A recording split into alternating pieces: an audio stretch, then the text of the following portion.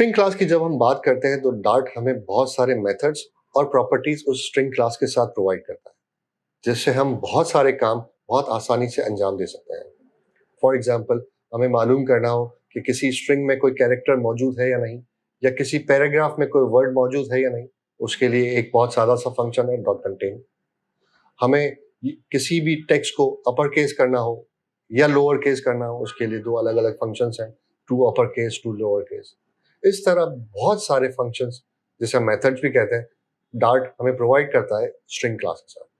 और इसी तरह कुछ प्रॉपर्टीज है जो डार्ट हमें स्ट्रिंग क्लास के साथ देता है। फॉर एग्जाम्पल, हमें ये चेक करना हो कि स्ट्रिंग क्लास में कोई स्ट्रिंग जो हमने इसको प्रोवाइड किया है उसमें कोई है मवाद या नहीं, क्या वो एम्प्टी है या नहीं। इसके लिए डार्ट हमें इज एम्प्टी या इज नॉट एम्प्टी की प्रॉपर्टीज प्रोवाइड करता है, जो कि रीड ओनली प्रॉपर्टीज होती है। वो ट्रू या फॉल्स रिटर्न करती हैं कि आया वो खाली है या खाली नहीं है। मैं उन मेथड्स को आपको एक्सप्लेन करूं, उनमें से चंद मेथड्स मैं आपको एक्सप्लेन करूंगा कि किस तरह चलते हैं, और मैं बताऊंगा कि और किस तरह मेथड्स हैं जो हम देख सकते हैं कि कितने मेथड्स हमें स्ट्रिंग क्लास के साथ मिलते हैं। हम उसकी डॉक्यूमेंटेशन को भी रिव्यू करेंगे, पर उससे पहले मैं बताना चाहूंगा कि जो मैंने मेथड्स या फंक्शंस की बात की, वो इटसेल्फ खुद से क्या होते हैं, मेथड क्या होता है, फंक्शन क्या होता है, किस तरह हमें उनसे फायदा मिलता है। फॉर एग्जाम्पल, मैं आपसे कहता हूं कि मुझे एक कॉफी ला के दो। उस कॉफी ला के जब भी मैं कहूंगा तो उसके चंद एक मखसूस स्टेप्स हैं जो आप फॉलो करेंगे और आप मुझ तक कॉफी ला के देंगे। फॉर एग्जाम्पल, आप मुझसे पूछेंगे कि कहाँ से कॉफी लाऊं और कौन सी कॉफी लाऊं। जब मैं आपको उसकी डिटेल बताऊंगा तो आप फिर उस कॉफी शॉप पे जाएंगे, वहां से कॉफी परचेज करेंगे और मुझ तक ला के दे देंगे। अब मुझसे पूछना कि कौन सी चाहिए और कहाँ से चाहिए, वो चीज, और उसके बाद जो सारे मरहले आपने तय किए, कॉफी शॉप तक गए, वहां से परचेज किया और वापस आए, वो सारे काम हर दफा होंगे जब जब मैं आपसे कहूंगा कि मुझे कॉफी चाहिए।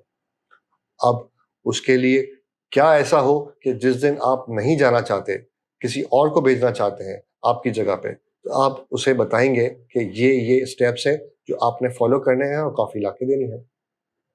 फिर कोई और शख्स आएगा और आप कहेंगे कि यार ये स्टेप्स हैं और कॉफी ला के दे दो। अब जितनी मर्तबा कॉफी लानी होगी और आप नहीं जा रहे हो, कोई और जा रहा है, तो आपको उसे एक्सप्लेन करना होगा कि ये स्टेप्स है और आप कॉफी ला के दे दें। अब या तो आप एक और काम कर सकते हैं कि एक कागज पे वो स्टेप्स लिख लें और उन्हें बता दें कि भाई ये स्टेप्स होते हैं जब भी आपने कॉफी लानी है।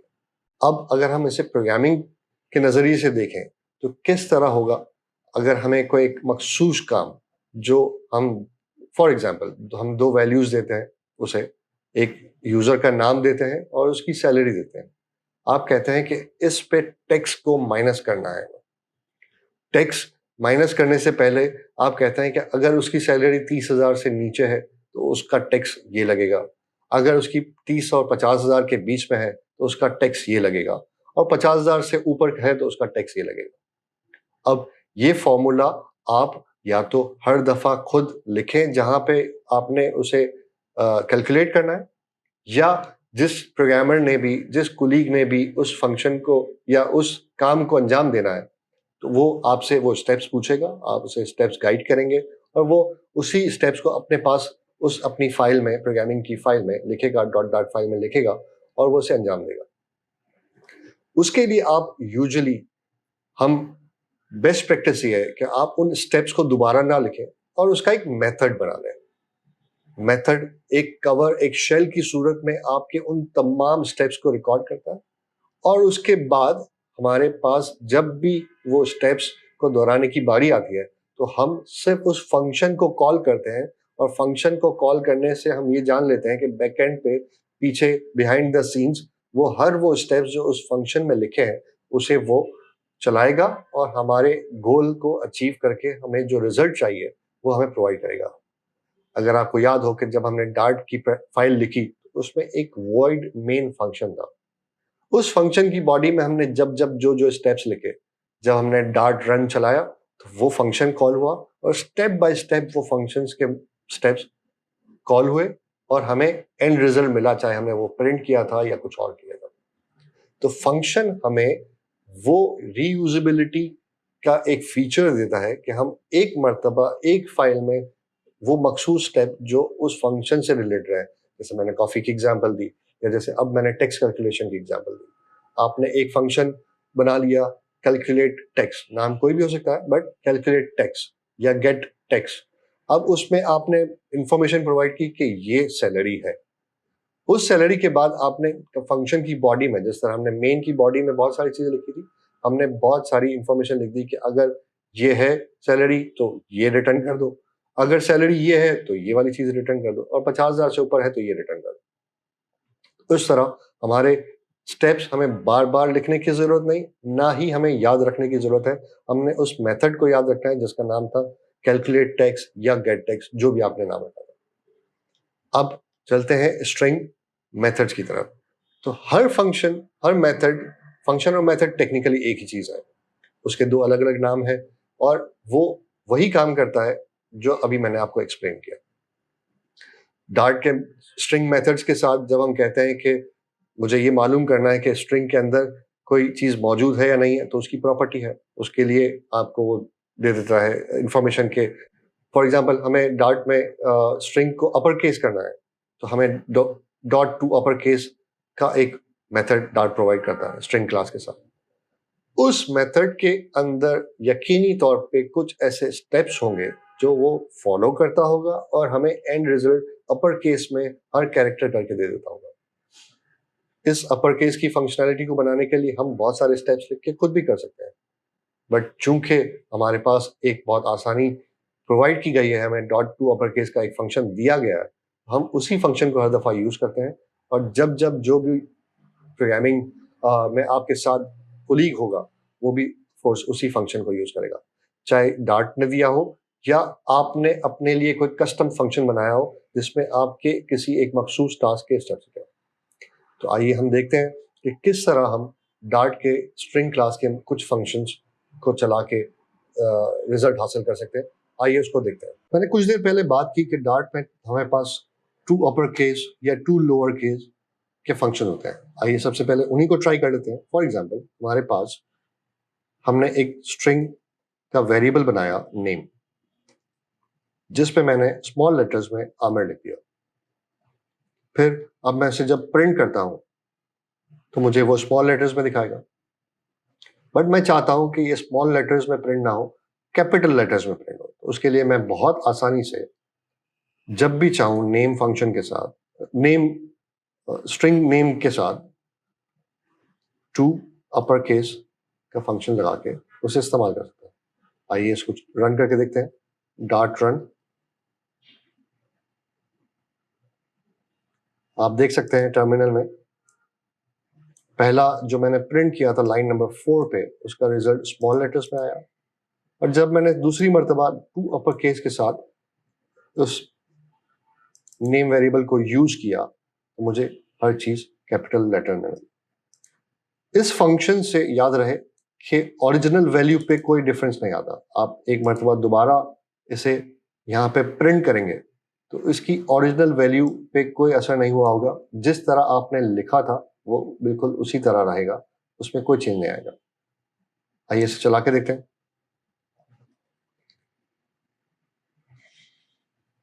आप देख सकते हैं कोई डिफरेंस नहीं आया। अब अगर मैं चाहूं कि मैं चेक करूं कि कोई वैल्यू उसमें मौजूद है, फॉर एग्जांपल मैं m तलाश करना चाहता हूं, तो मैं यहाँ पे कंटेन्स का एक फंक्शन कॉल करूंगा और उस पर मैं बताऊंगा कि मैं क्या ढूंढना चाह रहा हूँ। लेट्स से मैं कहता हूँ चेक कीजिए m मौजूद है या नहीं। जब मैं ये प्रिंट करूंगा, मैं ये बाकी चीजें हटा देता हूँ। सेव किया मैंने, डॉट रन, ट्रू, क्योंकि m मौजूद है। बट अगर मैं x तलाश करूं और यही डॉट रन दोबारा चलाऊं, अब चूंकि आमिर में x मौजूद नहीं, इसलिए उसने फॉल्स बताया। इसी तरह अगर मेरे वर्ड्स में फॉर एग्जांपल बहुत सारे वर्ड्स हैं जो मुझे चेंज करने हैं, for example I am a software engineer. अब मैं चाहता हूं कि जो वर्ड ई है वो चेंज हो जाए। ई चेंज होने के बाद वो रिप्लेस हो जाए ए से। या मैं उसे एक्स से रिप्लेस करना चाहता हूँ। अब उसके लिए रिप्लेस ऑल का एक मेथड है। रिप्लेस ऑल के मेथड में मैं सबसे पहले बताऊंगा कि किस अल्फाबेट को मैं रिप्लेस करना चाहता हूं। मैं कहता हूं ई को रिप्लेस करना है, उसके बाद मैं कॉमा दूंगा और उसके बाद मैं कहूंगा कि जो एक्स मैंने प्रोवाइड किया है उससे आप उसे चेंज कर दें। अब मैं चाहे एक्स लिखूं, यहाँ पे वाई लिखूं, जिस भी वैल्यू को मैं यहाँ प्रोवाइड करूंगा वो उसके बैकएंड में जो रिप्लेस मेथड की बॉडी के अंदर स्टेप्स लिखे होंगे उन स्टेप्स को वो फॉलो करेगा और मुझे एंड रिजल्ट प्रोवाइड करेगा जो ई की जगह वाई इस वक्त, या अगर मैं इसे एक्स कर दूं तो ई की जगह एक्स की सारी वैल्यूज को शो करेगा। इसे हम रन एग्जीक्यूट करते हैं, डॉट रन। आप देख सकते हैं कि सॉफ्टवेयर की ई की जगह एक्स आ चुका, इंजीनियर के ई की जगह भी सारे एक्स आ चुके हैं। रिप्लेस ऑल की जगह पे रिप्लेस फर्स्ट का भी एक मेथड है। आप देख सकते हैं मैंने जैसे ही डॉट दबाया मेरे पास पूरी एक लिस्ट आ गई। रिप्लेस फर्स्ट में जो पहला मिलेगा ई सिर्फ उसे चेंज करेगा, बाकी नहीं चेंज करेगा। आइए इसे भी चला के देखते हैं। आप देख सकते हैं कि इंजीनियर में देयर इज नो चेंज, वहां पे कोई उसने चेंज नहीं किया, बट सॉफ्टवेयर के आखिर के ई को उसने जरूर चेंज किया। इसी तरह आपके पास एक और मेथड आता है इंडेक्स ऑफ। इंडेक्स ऑफ आपको बताता है, जिसमें आप बताते हैं कि किस वर्ड को आप ढूंढना चाहते हैं। फॉर एग्जाम्पल मैं चेक करना चाहता हूं कि क्या मेरे पास वर्ड सॉफ्टवेयर इस जुमले में है या नहीं। जब मैं वर्ड सॉफ्टवेयर लिखता हूं तो फिर मुझे वो बताएगा कि इस लोकेशन पे जो उसका इंडेक्स बनेगा उसको वो रिटर्न करेगा, न्यूमेरिक वैल्यू वो रिटर्न करेगा। आप देख सकते हैं 7th पोजीशन पे मेरे पास इंडेक्स 0 से शुरू होता है, यानी 0 आई 0 है, उसके बाद पहला स्पेस 1 2 3 4 5 6 7, 7th पोजीशन पे सॉफ्टवेयर मौजूद है। अगर मैं इसे कुछ डॉट दे दूं, अब वो उसे वर्ड को तलाश नहीं कर पाएगा, क्योंकि मेरे पास जो वर्ड है वो सॉफ्टवेयर है, उसके बाद डैश है। और मैंने अब जो उसे वर्ड दिया है सॉफ्टवेयर और डॉट दिया है, तो जाहिर है उसे नहीं मिलेगा। अब देखते हैं कि वो क्या रिटर्न करता है। इस सूरत में वो हमेशा -1 रिटर्न करेगा। अगर उसे कोई वैल्यू नहीं मिली, आपने जो वैल्यू प्रोवाइड की थी वो नहीं मिली, तो वो हमेशा -1 रिटर्न करेगा, जिससे आप अंदाजा लगा सकते हैं या जिसके अगले स्टेप में आप अगर चाहें तो उस वैल्यू को हैंडल कर सकते हैं कि अगर ना मिले या -1 हो तो आपने उसे किस तरह क्या एक्शन लेना है ताकि आपका सॉफ्टवेयर सही रिस्पॉन्स करे अपने यूजर को। इन मेथड्स के अलावा हमारे पास बहुत सारी प्रॉपर्टीज भी हैं। फॉर एग्जाम्पल मैं चाहता हूं कि मैं लेंथ चेक करूं कि इस पूरे नाम या उस पूरे सेंटेंस की लेंथ क्या है। मैं सिंपल स्ट्रिंग के आगे डॉट लेंथ, स्ट्रिंग वेरिएबल के आगे मैंने डॉट लेंथ लिख दिया। अब जब मैं इसे चलाता हूं तो कहता है कि 24 कैरेक्टर्स का ये पूरा वेरिएबल वैल्यू, इस वेरिएबल में जो वैल्यू है वो 24 कैरेक्टर्स की है। अगर मैं पूछना चाहूं इससे कि क्या वो वेरिएबल एम्प्टी तो नहीं, इज एम्प्टी, तो ऑफ कोर्स वो एम्प्टी नहीं है, इसलिए फॉल्स आएगा। इसके अलावा एक और प्रॉपर्टी है इज नॉट एम्प्टी की। इज नॉट एम्प्टी यानी हम पूछ रहे हैं कि खाली तो नहीं, इज नॉट एम्प्टी, तो ऑफ कोर्स वो खाली नहीं, तो इसलिए वो कहेगा ट्रू, बिल्कुल खाली नहीं है, इसमें कोई वैल्यू, डॉट रन। इन चीजों को आप जब आगे कंडीशंस लगाना सीखेंगे तो उस वक्त आपको पता चलेगा कि इन प्रॉपर्टीज को आप किस तरह यूटिलाइज कर सकते हैं और किस तरह उससे हमें फायदा मिल सकता है।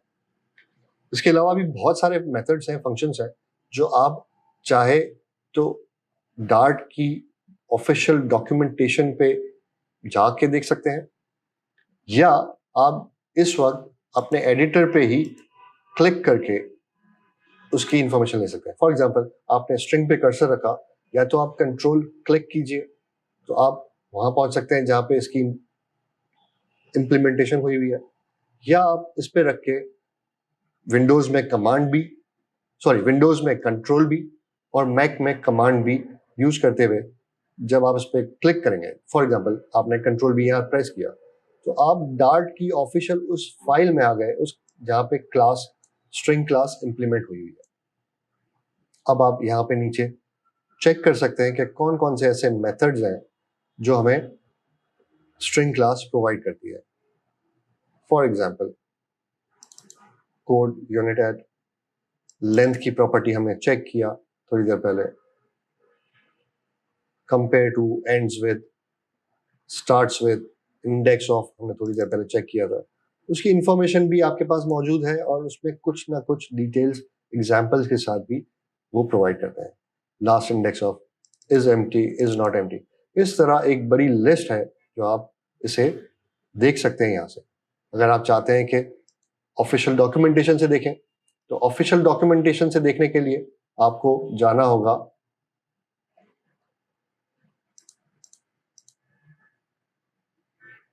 api.dart.dev।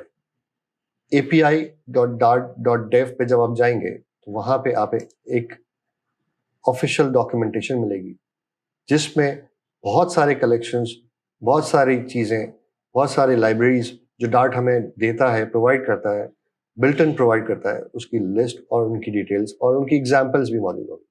फॉर एग्जाम्पल अगर हम यहाँ रीड करते हैं तो हमें बताता है कि core functionality such as string numbers collection के लिए डार्ट हमें डार्ट कोर प्रोवाइड करता है। उसके बाद डार्ट HTML अलग काम के लिए है, डार्ट IO अलग काम के लिए। आप देख सकते हैं कि बहुत सारी चीज़ें यहाँ पे प्रोवाइडेड है।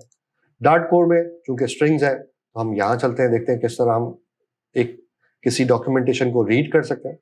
जब हम यहाँ आते हैं तो हमें बहुत सारी डिटेल्स यहाँ मौजूद मिलती है। चूंकि इसमें नंबर्स भी है, यहाँ पे लिस्ट भी है, मैप भी है, इंट भी है, डबल भी है। हमें सिर्फ इस वक्त स्ट्रिंग की डिटेल्स देखनी है, यहाँ पे हम यहाँ से या यहाँ से स्ट्रिंग को तलाश करके उस पर क्लिक कर सकते हैं। फॉर एग्जाम्पल मैं जब स्ट्रिंग को क्लिक करता हूँ तो अब मैं स्ट्रिंग क्लास की डॉक्यूमेंटेशन में पहुंच चुका। यहाँ से मैं बहुत सारी एग्जाम्पल्स देख सकता हूँ और उसके साथ उनकी प्रॉपर्टीज कौन कौन सी मुझे मिली हैं जो हमने अभी थोड़ी देर पहले देखी भी थी, और मेथड्स कौन कौन से हैं जो हमें डार्ट स्ट्रिंग क्लास के साथ प्रोवाइड करता है। इन डॉक्यूमेंटेशन को हर वक्त देखना चाहिए क्योंकि ये डॉक्यूमेंटेशन हमें बहुत सारी इंफॉर्मेशन देती है। यूजुअली जब आप प्रोग्रामिंग कर रहे होते हैं तो आपको सिंटेक्स याद नहीं रहता और ये बहुत नॉर्मल बात है। आप चाहे जितने भी एक्सपीरियंस हो, आप कभी ना कभी किसी ना किसी फंक्शन या मेथड का सिंटेक्स भूलते हैं और उसके लिए हमें बहुत सारी चीज़ें और उसके लिए हमें प्रैक्टिस में होना चाहिए कि हम किस तरह डॉक्यूमेंटेशन को देखते हुए फौरी तौर पे उसका सिंटेक्स ले सकें और हम उसको रिकॉल करें और उसे यूज करें ताकि हमारा वक्त कम से कम जाए। तो डॉक्यूमेंटेशन रीड करने की प्रैक्टिस भी बहुत ज़रूरी है।